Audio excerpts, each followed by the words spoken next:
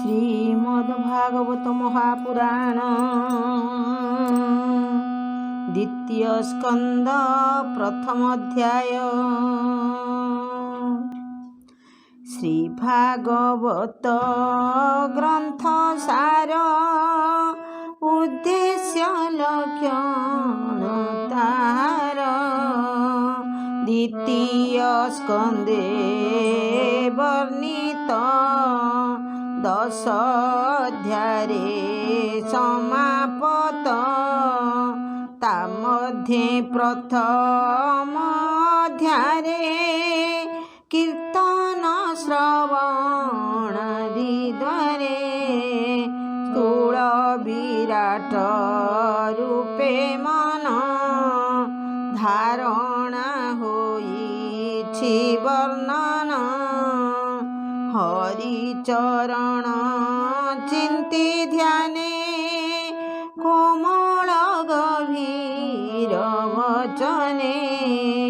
रोम पुलक निज देहि सुख कहन्ति राजा चाहि।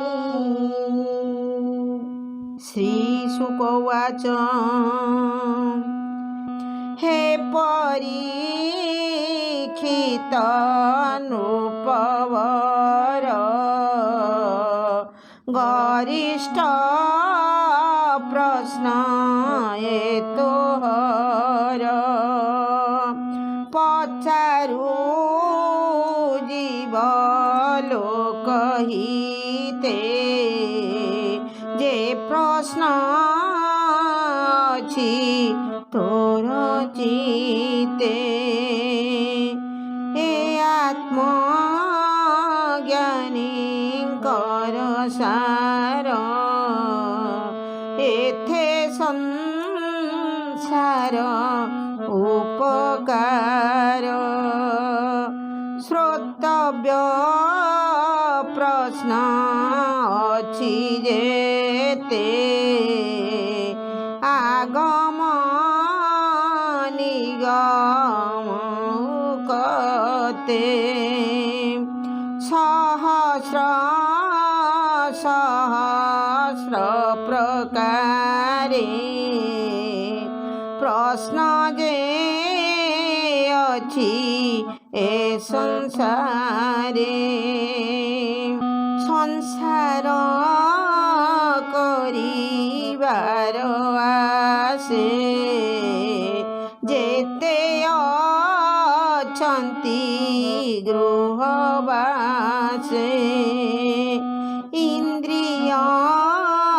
बसे गृहे थाई आत्मार हिते ज्ञान नाही आयुष खेय न जानन्ति विषय अर्थ नित्य चिन्ति निशाहरई अर्धवेळ निद्रा बधू संगमेळ दिवसे अर्थ चिंताकुल कुटुंब पोषणे विकल अर्ध आयुष एणे नाश निरते सुख दुखे प्रास सुत कळत्र देह पाई आनंदे तांक मध्ये थाई विष्णुर माया सत्य चिंती निकटे मृत्यु न देखन्ति मरण देखु थाई डोळे अज्ञाने भ्रमे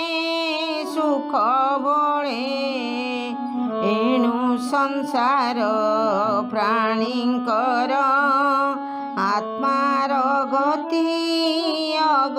ସୁନ୍ଦର ଏଣୁ ସଂସାର ଭାବ ତେଜି ଆତ୍ମାର ଗତି ଚିତେ ଜି ଯେ ହରି ସର୍ବ ଘଟେ ପୁରେ ନିର୍ଲେପ ବାହ୍ୟ ଅଭ୍ୟନ୍ତରେ ତାର ମହିମା ଶୁଣି କର୍ଣ୍ଣେ ନାମକୁ ଚାରି ବଦନେ ସ୍ମରଣ କର ହୃଦଗତେ ଯେବେ ଅଭୟ ଇଚ୍ଛା ଚିତେ ଏକଥା ସାଂଖ୍ୟ ଯୋଗେ ଜାଣି ସ୍ୱଧର୍ମ ନିଷ୍ଠା ପରିମାଣି ଜନ୍ମର ଲାଭ ଏ ପ୍ରମାଣ ତେ ସ୍ମରଣ ନାରାୟଣ ପୂର୍ବେ ନିର୍ମଳ ମୁନି ଯେତେ ତତ୍ତ୍ୱ ବିଚାରି ବେଦ ମତେ ବିଧି ନିଷେଧ ଦୂର କରି ବିଷ୍ଣୁର ଭାବ ହୃଦେ ଧରି ବିଷ୍ଣୁର ଗୁଣ ଅନୁକ୍ଷଣେ ଗୁଣନ୍ତି ଶୁଣନ୍ତି ଶ୍ରବଣେ ଏ ଭାଗବତ ଧର୍ମବାଣୀ ବ୍ରହ୍ମ ସମାନେ ପରିମାଣି ଦ୍ୱାପର ଯୁଗ ଅନ୍ତକାଳେ ମୁଁ ଯେ ଅନେକ ଶିଷ୍ୟ ମିଳେ ମୋର ଜନକ ବ୍ୟାସ ମୁନି ମୁହିଁ ତାହାଙ୍କ ଶିକ୍ଷା ଘେନି ନିର୍ଗୁଣ ମାର୍ଗେ ମୋର ଚିତ ବିଷ୍ଣୁର ଭାବ ହେଲା ଜାତ ନିଶ୍ଚଳ ଯୋଗେ ମନ ଥୋଇ ଯେବା ଅଭ୍ୟାସ କଲି ମୁହିଁ କହିବି ତୋର ଆଗେ ତାହା ଶୁଣ ରାଜନ ପୁଣ୍ୟ ଦେହା ଏ ଭାଗବତ ବାଣୀ କନେ ଯେ ଶୁଣେ ଶ୍ରଦ୍ଧା ଅବଧାନେ ମୁକୁନ୍ଦ ପାଦେ ତାଙ୍କ ମନ ନିଶ୍ଚଳେ ରହେ ଅନୁକ୍ଷଣ କାମି ମୁମୁଖୁ କିବା ଜ୍ଞାନୀ ହରି କୀର୍ତ୍ତନ କଲେ ପ୍ରାଣୀ ଅଭୀଷ୍ଟ ଫଳ ତେଣେ ପାଏ ନିର୍ଭୟ ପଥେ ଚିତ୍ତ ରହେ যোগ অভ্যাসে যোগী জনে দীর্ঘে জীবন্তি যোগ ধ্যানে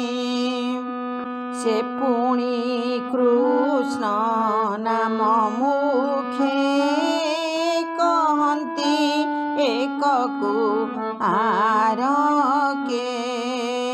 দিন বঞ্চନ୍ତି কৃষ্ণ গাই অন্তরে তার পদ ধ্যাই যে হরি ন বলে বদনে কি প্রয়োজন যোগ ধ্যানে କାଳ ନିର୍ଣ୍ଣୟ ନାହିଁ ତହିଁ ହେ ନୃପ ଶୁଣ ମନ ଦେଇ ମୁହୂର୍ତ୍ତ ମାତ୍ରେ କୃଷ୍ଣ ବାଣୀ ଯେ ଶୁଣେ ଯେ ବା ମୁଖେ ଭଣି ସେ ପ୍ରାଣୀ ଆତ୍ମାକୁ ଉଦ୍ଧରେ କି ଭାବ ବହୁ ସମ୍ବତ୍ସରେ ଖଟାଙ୍ଗ ନାମେ ରାଜା ଥିଲା ସ୍ୱର୍ଗେ ଦେବଙ୍କୁ ହିତ କଲା ରିପୁ ସଂହାରୀ ଦେବ ପାଶେ ମିଳିଲା ଭକତି ବିଶ୍ୱାସେ ଦେବେ ବୋଇଲେ ମାଗବର ଶୁଣି ବୋଇଲା ନୃପବର ଆୟୁଷ ଅଛି ମୋର କେତେ ଦେବେ କହିଲେ ଶାସ୍ତ୍ର ମତେ ମୁହୂର୍ତ୍ତେ ଅଛି ତୋ ଜୀବନ ଶୁଣି ସନ୍ତୋଷ ରାଜା ମନ ତକ୍ଷଣେ ଆସି ମହି ତଳେ ଭଜିଲା କିଞ୍ଚନ ମିଳେ ମୁହୂର୍ତ୍ତେ ନାମ ଉଚ୍ଚାରିଲା ଅନ୍ତେ ସେ ଗୋବିନ୍ଦେ ପଶିଲା ଏବେ ଶପଥ ଦିନ ଯାଏ ଜୀବନ ଥିବ ତୋର ଦେହେ ଏବେ ହରିଙ୍କି ଆଶ୍ରୟ କର କର୍ଣ୍ଣେ ଶୁଣ ମୁଖେ ଉଚ୍ଚାର ଯେ ଅନ୍ତକାଳେ କୃଷ୍ଣ ବାଣୀ ମୁଖେ ଉଚ୍ଚାରେ କର୍ଣ୍ଣେ ଶୁଣି ଯେତେ ବିଷୟ ଆତ୍ମା ଭେଦି ଅସଙ୍ଗ ଶସ୍ତ୍ରେ ତାହା ଛେଦି ବେগে ସେ ପଶେ କୃଷ୍ଣ ଭାବେ ଶୁଣ କହିବା ତୋତେ ଯେ ପ୍ରାଣୀ ଅନ୍ତ କାଳ ଜାଣି ଆତ୍ମାର ହିତ ମନେ ଗୁଣି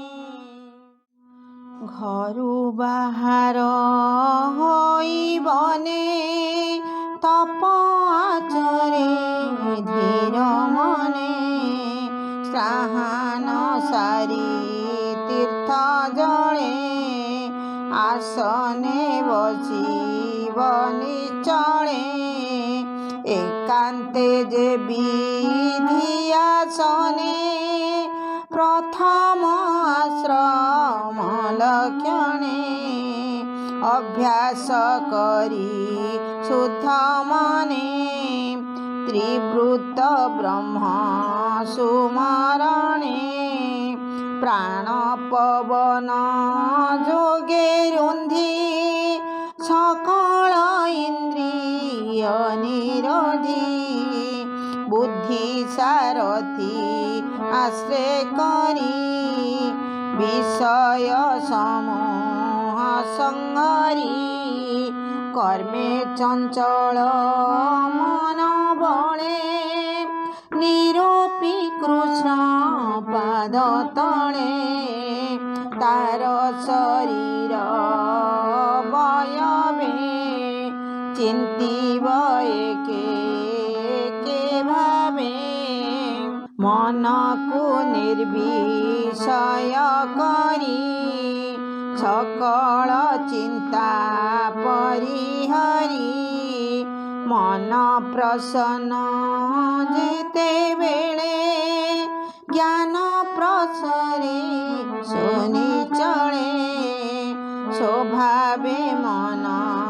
দুষ্টপণে আবৃত রজতম গুণে এণু ধারণা আশ্রয় করি মনর মল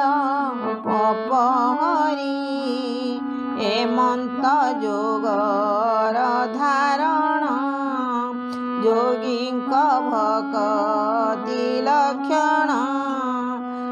ভক্তি ধারণার বলে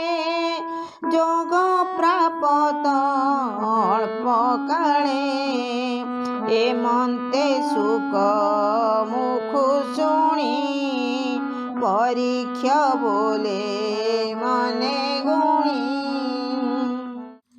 রাজা পরীক্ষিত উবাচ ধারণা যোগ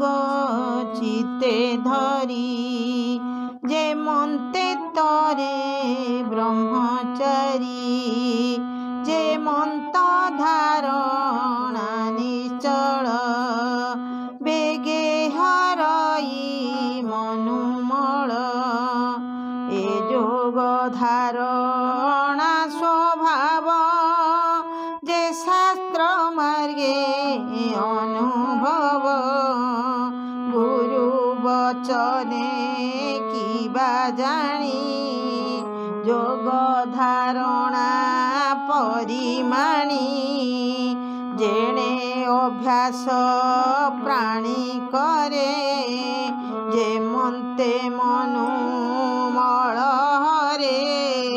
তা বিধি বিধান যুকতে সংক্ষেপী কহ মোগ্রতে এ মন্ত রাজাଙ୍କ বচনে ସେ ସୁକ କହନ୍ତି ପ୍ରସନେ। ଶ୍ରୀ ଶୁକ ଉବାଚ ଜିତ ଆସନ ଜିତ ପ୍ରାଣ ଜିତ ବିଷୟ ଇନ୍ଦ୍ରିୟଗଣ ସ୍ଥୂଳ ଶରୀରେ ବୁଦ୍ଧି ବଳେ ମନକୁ ସ୍ଥାପିବ ନିଶ୍ଚଳେ ବିଶେଷେ ଗୋବିନ୍ଦ ଶରୀର অত্যন্ত স্থূলতর যহি সংসার পরমাণ ভূত ভবিষ্যবর্তমান ব্রহ্মাণ্ড বসে যার দেহি সপ্তা বরণে যুক্ত হই বিরাজ পুরুষ মধ্যে বসে ধারণা বাদে ব্রহ্মাণ্ড চতুর্দশ পুর প্রমাণ যাহার শরীর শুণ কহিবা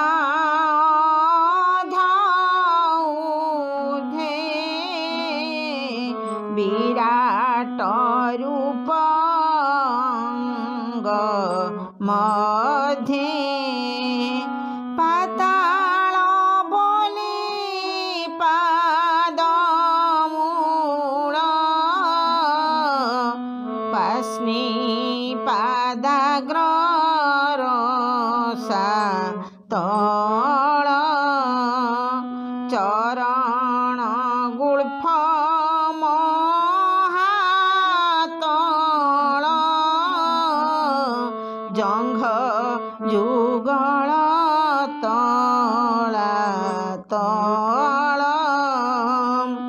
সুতଳ বলি জানো যুগে বিতଳ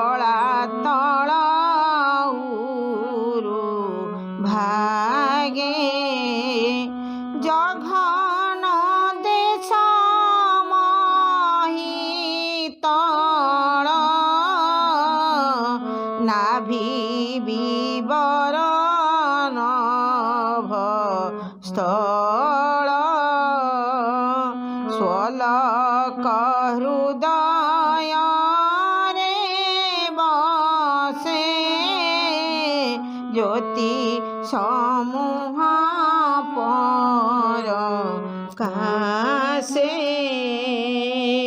कण्ठ आश्रित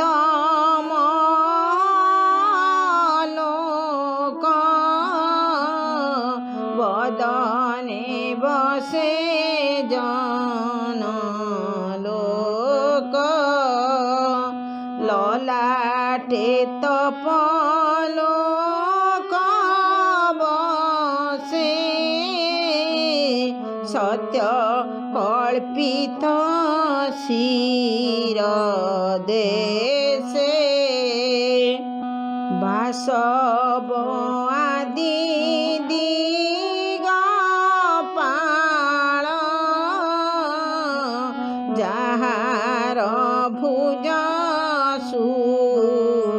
सुविशाल कर्ण जाहार अष्टदिशा अश्विनी कुमारे नासा ज्वलन्ता अग्नि बदन नयन गोलक गगन तपन जार चखुबेनी उदयस्त पक्ष्मवेणी जार भ्रुभङ्ग ब्रह्मपद सलिल ताळुरस जिह्वा सकल वेद ब्रह्मरन्ध्र विकट दन्त जम पद जाहार तुण्डे स्नेह कला अध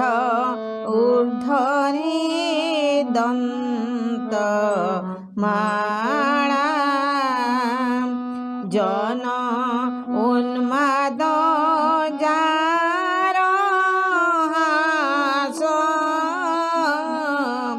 जे विष्णु मायार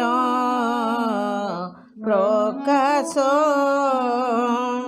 संसार जाहार कटाक्ष ए जीवल भेजा प्रत्यक्ष ऊपर ओष्ठे लज्जा बसे लोभ बसई अध देशे धर्म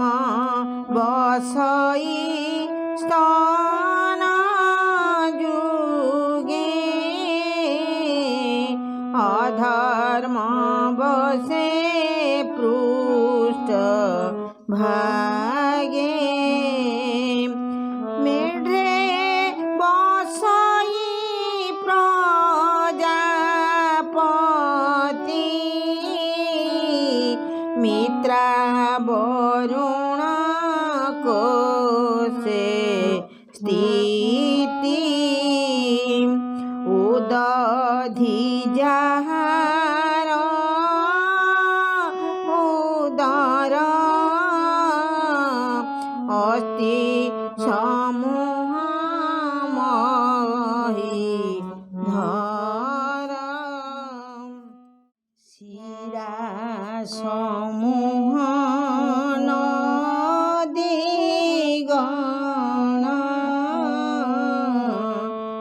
ମୁଖ୍ୟ ଔଷଧି ତନୁରୋମ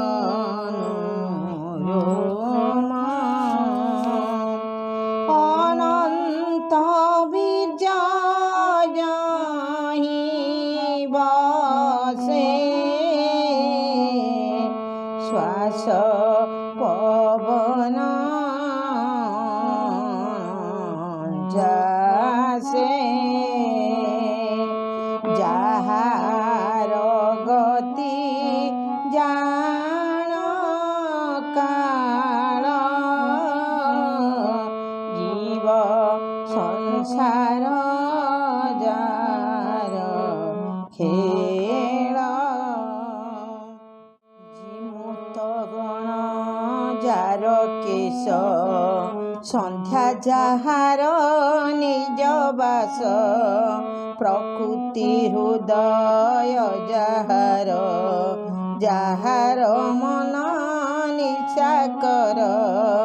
ବିଜ୍ଞାନ ଶକ୍ତି ଯା ମହିମା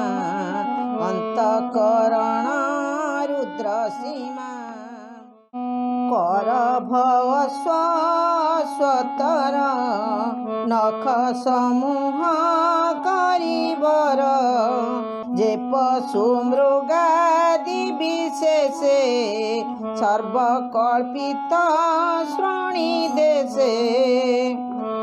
ପକ୍ଷୀଏ ଯାର ବ୍ୟାକରଣ ବୁଦ୍ଧି ବିଷୟ ମନୁଗଣ ଯାର ନିବାସ ନର ଦେହ ଯହିଁ କଳ୍ପିତ ମାୟା ମୋହ ଗନ୍ଧର୍ବ ବିଦ୍ୟାଧର ଆଦି ଚାରଣ ଗଣିକା ପ୍ରସିଦ୍ଧି କିନ୍ନର ଗଣ ଯାର ସ୍ୱର ବୀର୍ଯ୍ୟରେ କଳ୍ପିତ ସୁର ବ୍ରାହ୍ମଣ ଯାର ମୁଖୁ ଜାତ କ୍ଷତ୍ରିୟ ଭୁଜରୁ ସମ୍ଭୂତ ଉରୁରୁ ବୈଶ୍ୟ ଉତ୍ତପତି ପାଦରୁ ଜାତ ଶୂଦ୍ର ଜାତି ନାନା ପ୍ରକାର ନାମ ବହି ଅଭୀଷ୍ଟ ଦେବେ ଯାର ଦେହି ନିଗମ କର୍ମ କାଣ୍ଡ ଯେତେ ଯାହାର କର୍ମ ଏ ଯୁଗତେ ଏମନ୍ତେ ଈଶ୍ୱରର ଦେହେ ବସନ୍ତି ଅବୟବ ପ୍ରାୟେ ଏମନ୍ତେ ସ୍ଥୂଳ ଶରୀରେ ଧାରଣା ଯୋଗେ ନିର୍ବିକାରେ ମନ ଧର ତୁ ଯୋଗ ବଳେ ବିଷ୍ଣୁର ଚରଣ କମଳେ ସର୍ବସ୍ୱରୂପ ଭଗବାନ ତାତହୁଁ କେବା ଅଛି ଆନ ସେ ସର୍ବବୁଦ୍ଧି ଅନୁଭବ ଜୀବ ପରମ ପଦ୍ମନାଭ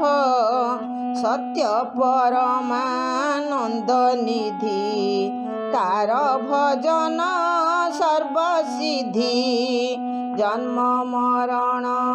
ଯାର ତହୁଁ କେବା ଗୋଚରେ ତାହା କହୁ ସ୍ୱପ୍ନରେ ଜୀବର ଯେମନ୍ତ ଦେଖ ଇନ୍ଦ୍ରିୟ ବୃତ୍ତାନ୍ତ ସେ ସର୍ବ ମିଥ୍ୟା ଜୀବ ସତ୍ୟ ଏ ଜ୍ଞାନେ ହୁଅଇ ମୁକ୍ତ ଏମନ୍ତ କହି ସୁକମୁନି ହରସେ ହରି ଭାବ ଘେନି ଆନନ୍ଦେ ପରୀକ୍ଷିତ ମିଳେ ଯାହା କହିଲେ ଗଙ୍ଗା କୂଳେ ଦ୍ୱିତୀୟ ସ୍କନ୍ଧେ ଭାଗବତ କହିଲା ବିପ୍ର ଜଗନ୍ନାଥ ଅମୃତ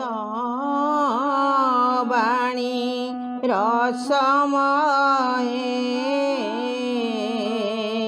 ପିୟ ଜୀବନ ଅନ୍ତ ଯାଏ।